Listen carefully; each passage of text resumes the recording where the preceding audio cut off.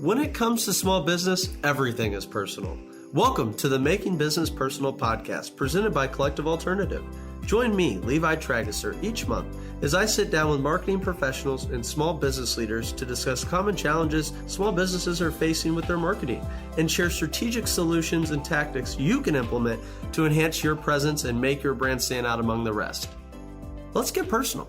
Welcome back to the Making Business Personal podcast. I'm your host, Levi, and today I have Amanda with me. Amanda, it's great to have you back on. Thank you. Thanks for having me back. So as you know, Amanda is president and owner of Collective Alternative, and I'm super excited to be talking with you today about 2023 and planning for 2023 and what that looks like for businesses. So let's kind of jump in. You started Collective Alternative in 2008, and your strong suit was strategy. So do you want to kind of tell me a little bit about how that came to be, and where did you kind of get those skills in strategy? So my background was with several different agencies and then on the client side. So it was kind of a natural progression.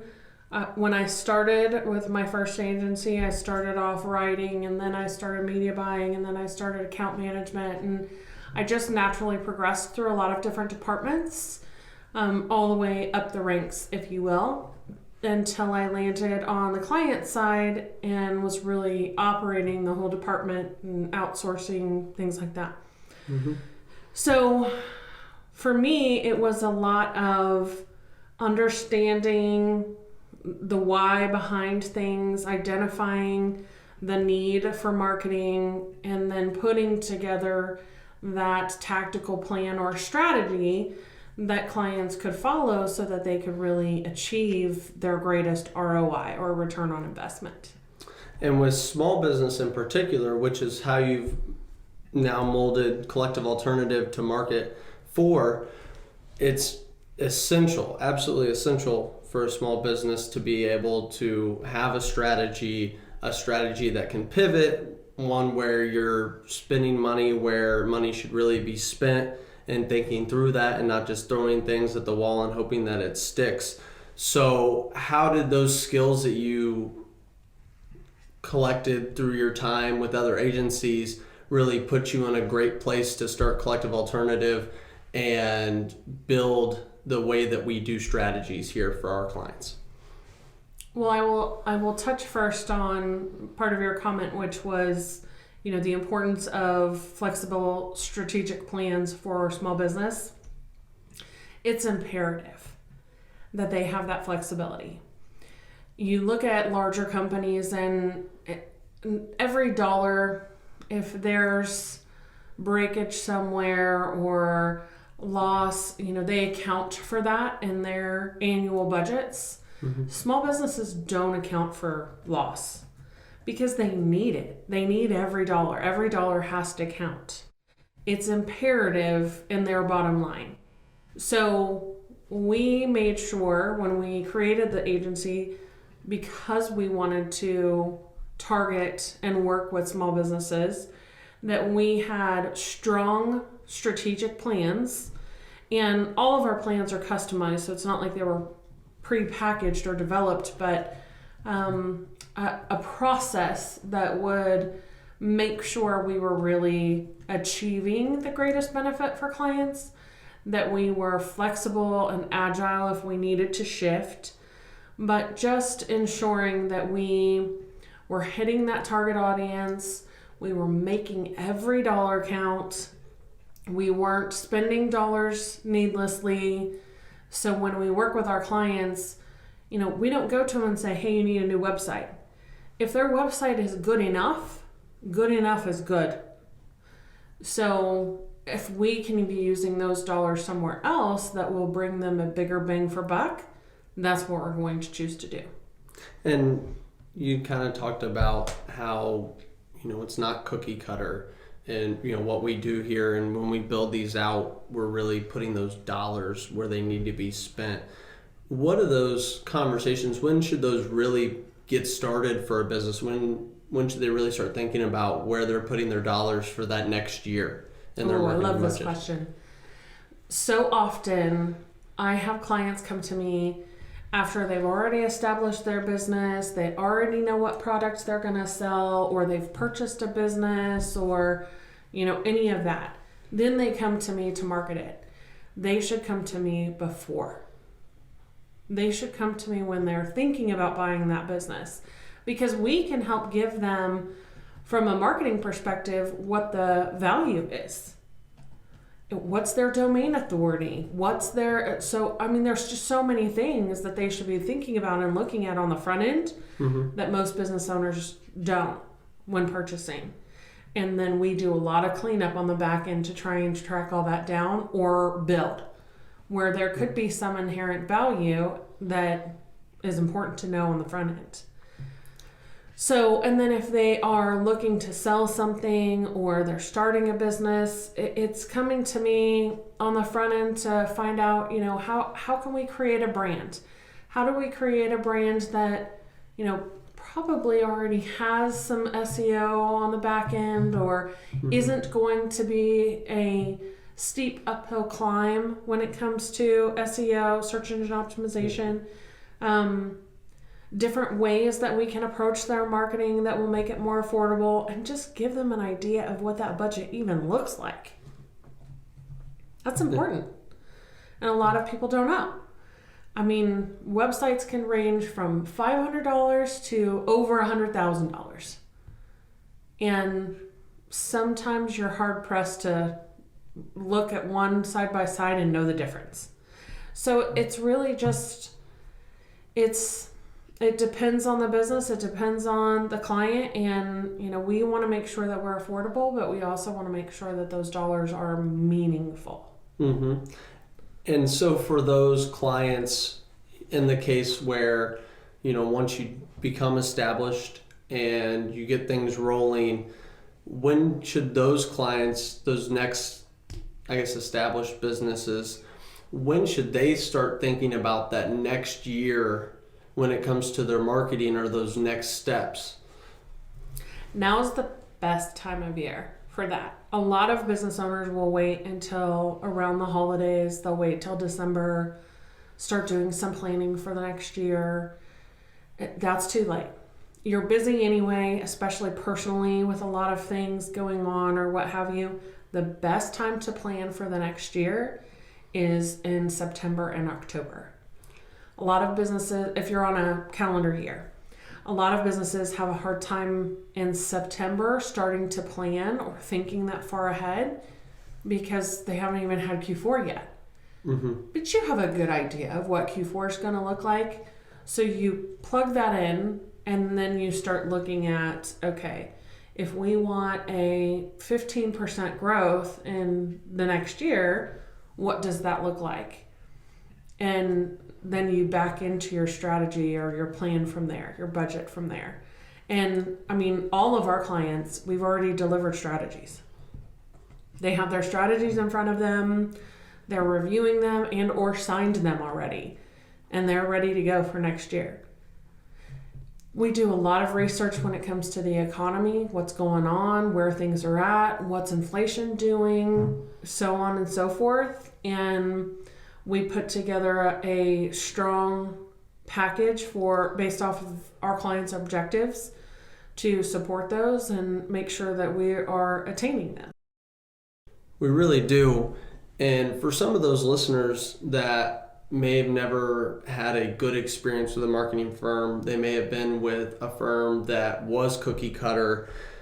We understand that things need to be able to be pivoted at any point in time. And the market can shift so fast. And, yes, within a year, we don't know what Q4 of next year is going to look like. So how do we as Collective Alternative, and how have you set this up to where we're constantly keeping an eye on that, and we have our finger on the pulse, when the market is shifting and when interest rates go up? I think that goes back to the agility of the strategy, right? So we put together an annual plan program for our clients. The last report I read had several different economists stating that We're currently in a recession, and that recession will last through middle of the year, so it's through Q2 of next year. Then another one said, no, it's going to be Q3. Another one said it's going to go into 2024. So no one knows. It's best guess. A lot of times I'll try and hit right in the middle because that's probably where we'll end up. Mm-hmm. But I do a lot of research. I analyze all of that, and then we put that into our strategic plans. We meet as a team. We come up with some really killer ideas. We put together a concept for our clients to roll into the next year so that we're prepared and we're ready to go. Now, the beautiful thing, and I think what my clients love and have even joked with me about, is, I'll sign an annual plan because I know I can cancel anytime with 30 days notice. And they can. They're small businesses. I cannot and will not hold them to the fire. When other agencies think about, well, they could cancel anytime, they're only going to work up to that, right? So if they can cancel in 30 days, I'm only going to give them 30 days. We don't do that here. We will set them up for the whole year. They could come to me in January and say, I'm done. They already have their whole plan for next year. And I don't care, because at the end of the day, I know I've done right by them.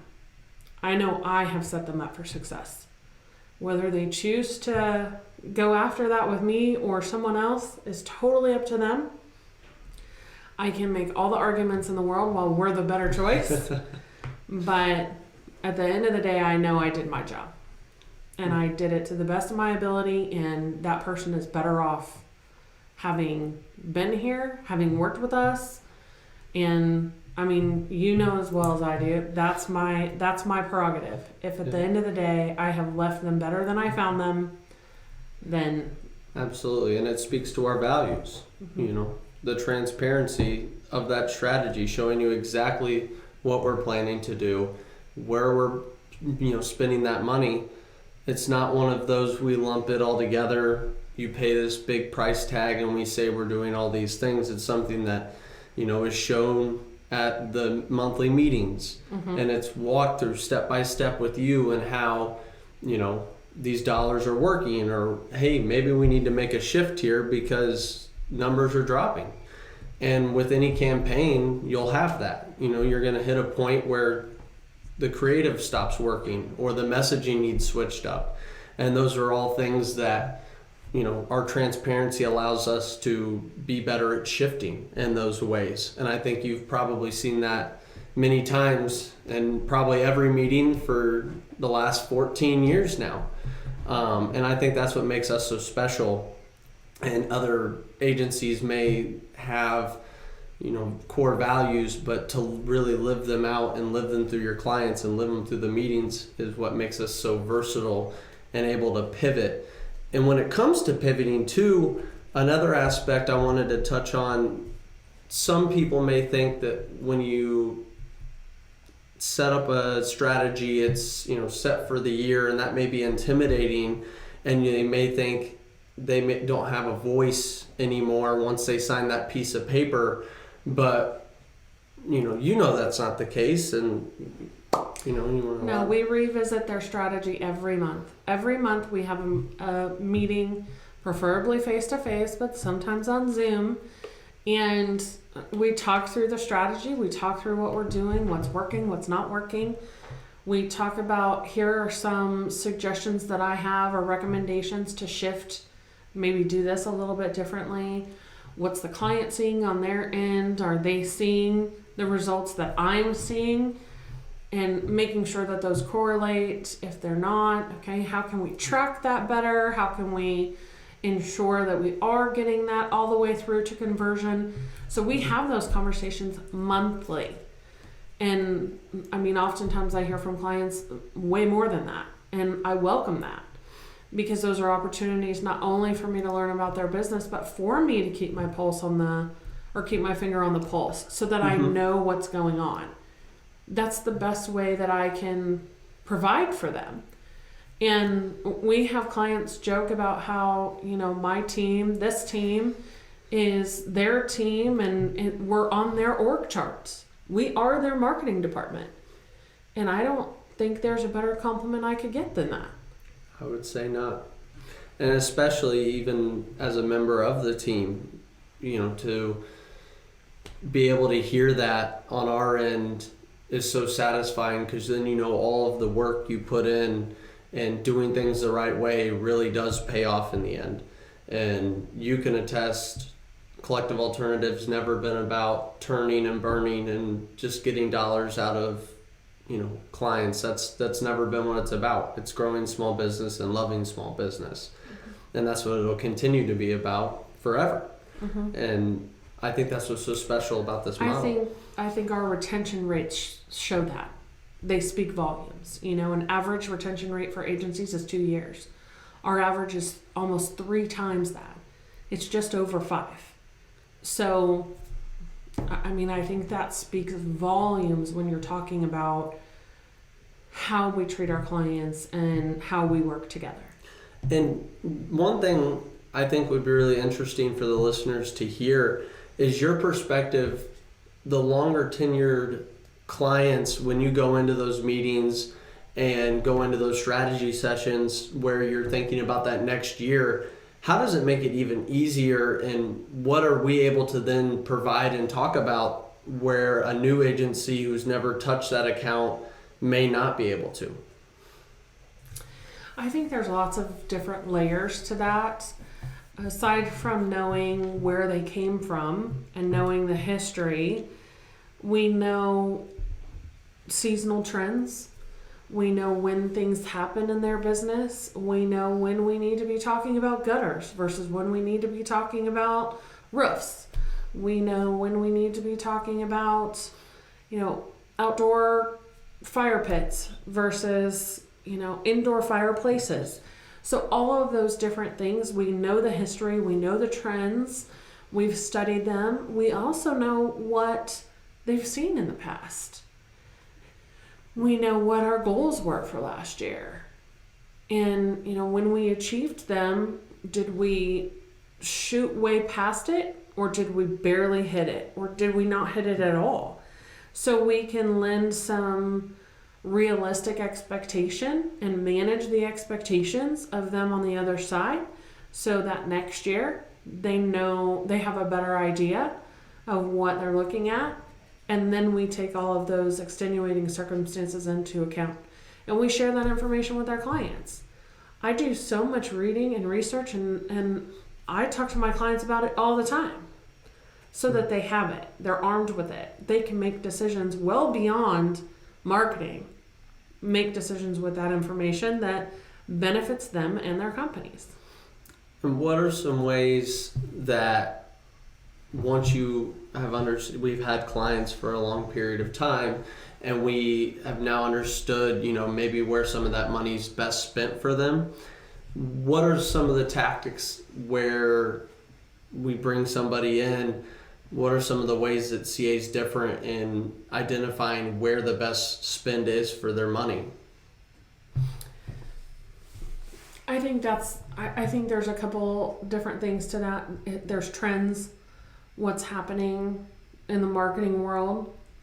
Right now there's a huge shift with privacy laws and things like that, so it's making targeting ads more difficult. People are trying to figure out how to deal with that, or how to work around that, what that looks like.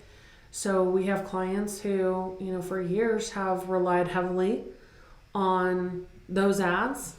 Pay-per-click has grown exponentially in cost over the last 3 years. So is that still an affordable option? Does that still give them a solid and affordable cost per lead? Or do we need to look at doing something differently that will still give them the same results but reduce the cost? So it's constantly evaluating and looking at the tactics that we're performing and making sure that, if there's something new, which there's always something new, if there's something new, does it fit? Should we be looking at that versus what we're currently doing? What's that transition period look like? Is that an immediate result, or is that a buildup? So it's making sure that for those clients that have been here, we're always looking at the next thing. let me give you an example. So right now, because of what's going on with inflation and the economy, so when inflation happens, the pie gets smaller, right? Because there's less people out there buying. So the pie gets smaller. Well, clients, businesses, they think, ooh, I need to put my marketing on hold because people aren't buying. So they'll put their marketing on hold, or they'll decrease their spend, whatever it is, when that's the worst thing that you should do. And of course, everybody's going to be like, well, yeah, you would say that because you're in marketing. But legitimately, if you just think about it realistically, so the pie has shrunk. You still want your same piece of pie. You still want the same size piece of pie you had, which means you need to gain market share in a down economy. Okay, well, over 42%, 42.3% of businesses right now have stopped their marketing spend. 42%. So that means 42% of your competitors are not out there talking to that potential buyer. Mm-hmm. Yes, there's fewer, but there's a lot less competition. Now is the time to take advantage of that. Now is the time to be screaming from the top of your lungs so that you can not only gain the market share that is out there buying, Right. but those that are planning to buy as soon as things turn around. If you're the only one they hear, guess where they're going to go? I mean, it's a pretty simple scenario, but a lot of people don't look at it that way. They think, oh, the audience has shrunk, so that means I don't need to spend as much money to go out there and market, so I'm going to decrease my spend. And this is something you've seen probably on the other side when you started Collective Alternative. You've seen businesses who didn't scream at the top of their lungs and made their way through, and how hard was that to get them back just to where they were, just to where they had a pulse? Very, very hard. So when I started the company, it was 2008. It was a terrible time to start a company, and even more terrible to start a marketing firm. But it was challenging, and it was really interesting to go out and be able to help those small businesses survive and thrive in such a terrible economy. And I have an affinity for home builders and home services. Just love them. It got in my blood a long time ago. That was a really bad time for them. So any lead for them was huge, right? Was bright, shiny day. So it was definitely a time to be unique and think outside the box, be strategic. They didn't have spend because they were fighting for every client. It was gruesome. And it was really important that we overcame that in the best way that we could. And now we saw some of that during COVID. Mm-hmm. The other thing that we saw in COVID that a lot of people don't think about, all the businesses that went out of business. Well, now people are almost used to it. Your largest markets are millennials, and Gen Zs are coming right up behind them. Those are the markets with buying power. And they are used to businesses going out of business. So if they don't hear from you, if they don't hear your name or what you're doing, or you're not showing up where they're used to seeing you, they will, and I just read a study about this, they will assume you went out of business and go elsewhere. And good chance not even look for you. All the more reason you need to scream from the top of your lungs so people know you're still there. Mm-hmm. And we talk about this at least 3 times a week in traffic, and many times more than 3 times a week. And I think it's made us more well-rounded as a firm as well. Everybody being in on those conversations, understanding where the market's going, understanding that this is the time for us to be screaming for those clients. And that goes through our content and, through our graphics, and everything that we build needs to be, right now it needs to be bold, and it needs to scream, and it needs to be, has to be good, and it has to be better than the content we put out before, and it's got to be better than what everybody else is putting out. So what are some things you've seen shift-wise with our team where we've been successful to build that out for people and build better content, build better graphics, and really make their message crisp? I don't know that I can say better, because I feel like I have an exceptional team and they always do killer work. But I will say, we're constantly coming up with creative ideas. We're constantly coming up with unique ways to take something to market or position a client or communicate something to the media. There's always a new way, and they are really good at coming up with those ideas. So all of us in a room is a pretty powerful thing, and that's hard for us to market, but our clients, once they're here, they learn it and they know, and it's one of their favorite things, which is one of mine too. So. And myself, and I think a lot of people here would attest to the same thing. Seeing the success of our clients and seeing a plan not just get put into action, but to succeed, even with the shifts and the pivots, in the road, which are always going to happen, especially with small business. You're going to have shifts, you're going to have pivots, and we're the firm for that. I can tell you it'd be easier the other way. Without all the pivots and shifts, and without the, every dollar counts and all of that, it would be so much easier if we didn't have all of that pressure on us all the time, all that, the urgent deadlines and the, hey, there are 6 things on fire today. Some agencies are used to dealing with a fire, and we regularly have them. But we thrive at that. We do really killer stuff. Even when, there's 5 fires over here, but we've put this one out and in a way that is exceptional. And then we move on to the next. We're methodical, strategic, and we get the job done, and our with clients integrity have seen every that. time. Mm-hmm. Absolutely. Well, what's one piece you want to leave listeners with who are looking to build their marketing strategy for next year? What would be a piece of advice to get them going in the right direction? Okay, I'm gonna up you and do 2. All right, I like that. Okay, so 1, start now. Don't wait for the holidays. You won't be able to give it the accurate brain power. Start now. Do your planning now. And we offer a free strategy session, so you can always come in and we can help you with that. 2, get your piece of the pie. Don't freeze. Don't disappear. Don't back down your spend. Invest in the business. Make sure that you're still marketing to your audience, and get that piece of the pie.